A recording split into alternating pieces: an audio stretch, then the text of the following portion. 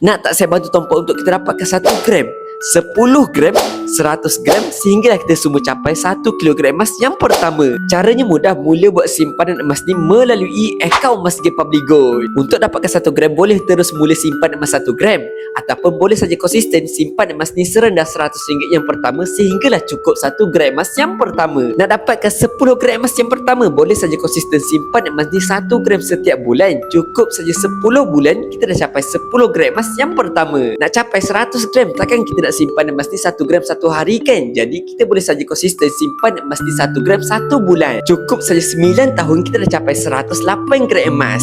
Rasa macam lambat? Boleh saja konsisten simpan emas ni 2 hingga 3 gram emas setiap bulan. Dalam masa tempoh 3 hingga 5 tahun saja kita dah capai 100 gram emas yang pertama. Nak capai 1 kilogram emas yang pertama boleh saja konsisten buat simpanan emas ni 10 gram setiap bulan. Cukup saja 9 tahun kita dah capai 1 kilogram emas yang pertama.